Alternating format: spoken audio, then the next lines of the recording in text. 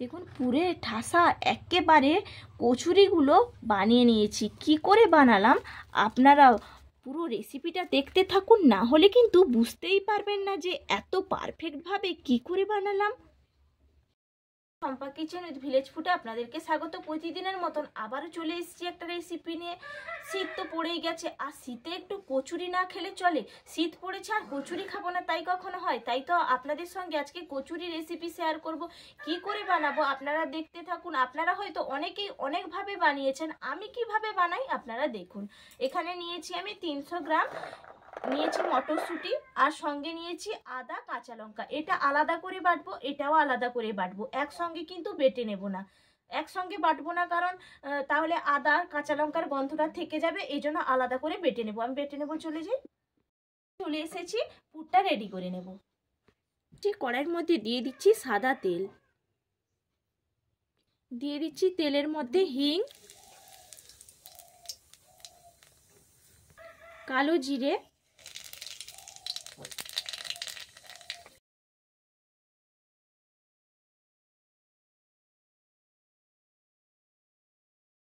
আদা কাঁচা লঙ্কার পেস্টটা আমি ভালো করে নেড়ে নিয়েছি, ভাজা ভাজা হয়ে গেছে। এরপর আমি এর মধ্যে দিয়ে দিচ্ছি কড়াইশুঁটি বাটা।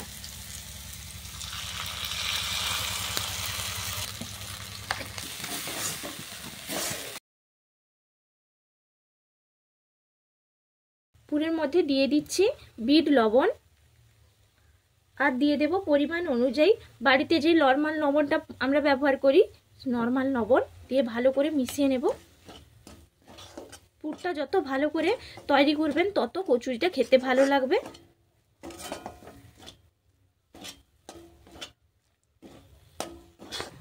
এরপর দিয়ে দিচ্ছি পরিমাণ অনুযায়ী চিনি, আর দিয়ে দেব এখানে অবশ্যই কিন্তু দিতে হবে ছোলার ছাতু।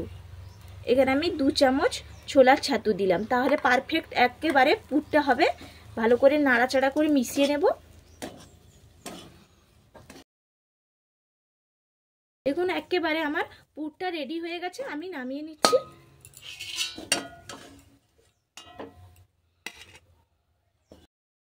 পুরটা রেডি করে নিয়ে চলে এলাম। সঙ্গে একটা থালা নিয়েছি, থালার মধ্যে আমি নিয়ে নেব পরিমাণ অনুযায়ী ময়দা। এখানে 1 বাটি ময়দা নিয়েছি। এখানে 250 গ্রাম ময়দা আছে, আর 250 গ্রাম ময়দাতে কিন্তু 300 গ্রাম আমি মটরশুঁটি নিয়েছি। মটরশুঁটি পুরটা রেডি করে নিয়েছি। এরপর ময়দার সঙ্গে আমি মিশিয়ে নেব। এখানে নিয়েছি সুজি, সুজি আমি দিয়ে দেব 2 চামচ। সুজিটা কিন্তু অবশ্যই দেবেন, তাহলে খেতে ভালো লাগে।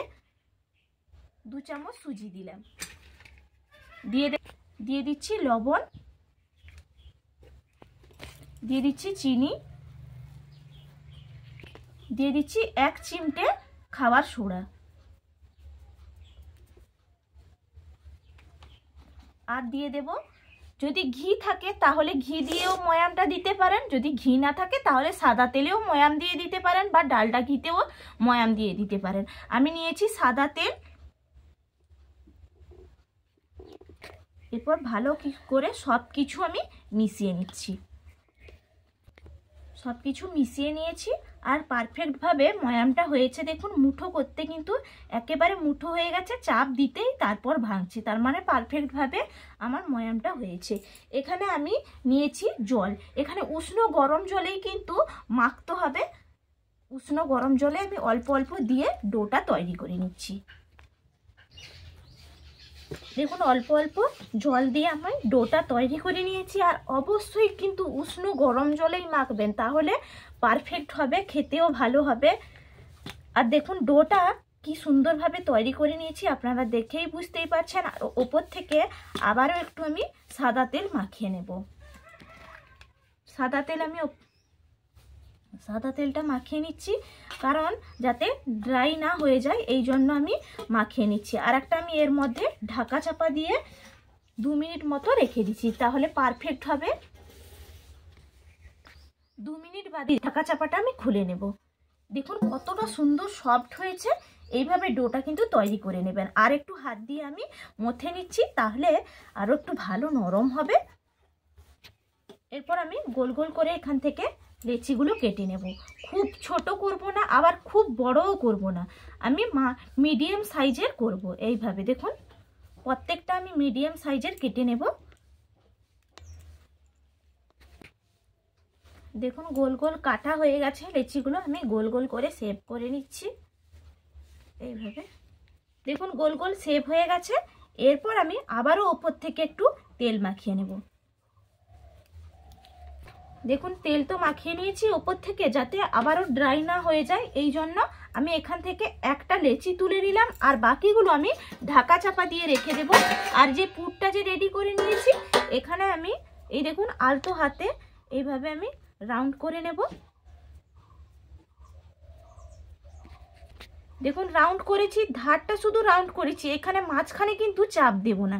এরপর এখানে একটু করে পুর নিয়ে গোল গোল করে নেব। দেখুন এইভাবে গোল করে নিলাম, আর এই পুরটা আমি দিয়ে দিলাম। এরপর আমি চাপা দিয়ে দেব। দেখুন চাপা দিয়ে দিয়েছি, আর মুখটায় ভালো করে আমি সিল করে মুড়ে দিলাম, আর ভালো করে নিচটা তালুতে রেখে গোল করে আমি পাকিয়ে নেব। দেখুন একটা আমার পুর ভরা রেডি হয়ে গেল। বাকিগুলো আমি একইভাবে করব। এটা আমি বেলে নিচ্ছি, থালার মধ্যে নিয়ে নিচ্ছি, তেল লাগিয়ে নিচ্ছি। এরপর যে আমি পুর ভরা লেচিটা বেলে নিচ্ছি, একটু হাত দিয়ে প্রেস করে নিলাম। আলতো হাতে আমি বেলে নেব, খুব একটা প্রেস করব না, হালকা করে প্রেস করে আমি বেলে নেব। দেখুন আলতো হাতে আমি প্রেস দিয়ে আমার একটা কিন্তু একেবারেই রেডি হয়ে গেল। দেখুন কতটা সুন্দর লাগছে। একইভাবে আমি সবগুলো করে নিচ্ছি। দেখুন আবারও একটা লেচি নিয়েছি, আবারও আপনাদেরকে একটা করে দেখিয়ে দিচ্ছি। আলতো হাতে আমি ধারগুলো চাপ দিয়ে প্রেস করে গোল রাউন্ড করে নিচ্ছি। দেখুন এইভাবে করে নেবেন, মাঝখানে কিন্তু প্রেস দেবেন না। এরপর আবারও একটু পুর আমি পাকিয়ে গোল করে নিলাম। এরপর আবারও ভেতরে দিয়ে দিলাম, দিয়ে মুখটা আমি সিল করে নিচ্ছি। দেখুন মুখটা সিল করে নিলাম, আর মুখটা ভালো করে পাকিয়ে নেব। এইভাবে ঘুরিয়ে পাকিয়ে নিলে আর পুরটা ফেটেও যাবে না। আবার হাত দিয়ে হাতের নিচটা ঘুরিয়ে দিয়ে যেটা পুরটা পাকালাম সেটা নিচটা তালুর দিকে রেখে এইভাবে ঘুরিয়ে নেব। দেখুন কি সুন্দর রাউন্ড হয়ে গেল, আর একটা রেডিও হয়ে গেল। এরপর বেলে নেব। আগে থেকে বেলেছিলাম বলে একটু তেল লেগে আছে, এই জন্য আর আলাদা করে তেল দিলাম না। আমি বেলে আর আলতো হাতে চাপ দিয়ে আমি করে নেব।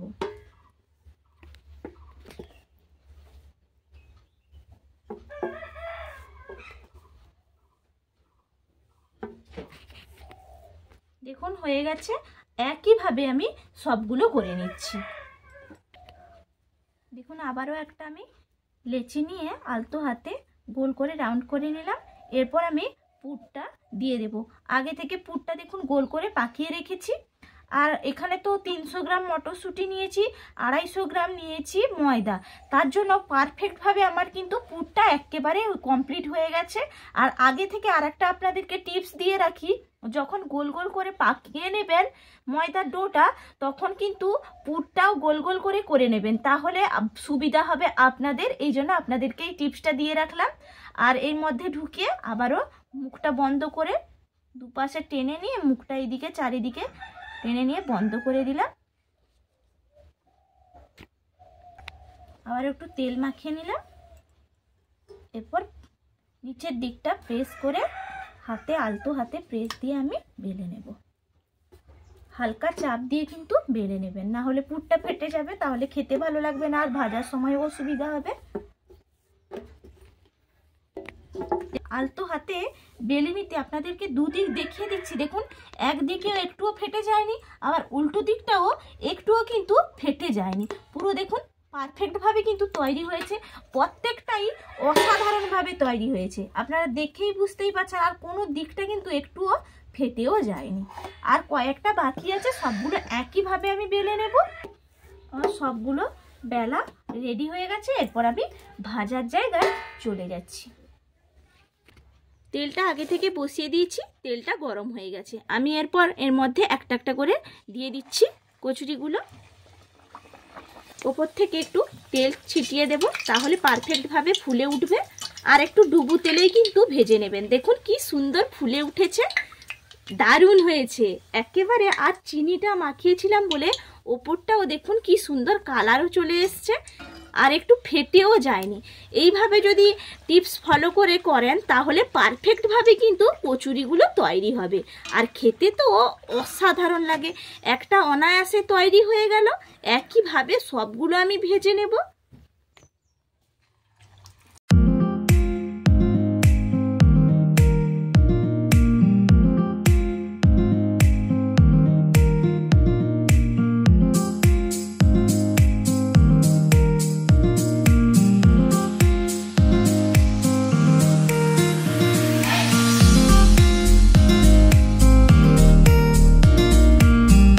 দেখুন এটাই কিন্তু বাকি, আর সবগুলো আমার ভাজা হয়ে গেছে।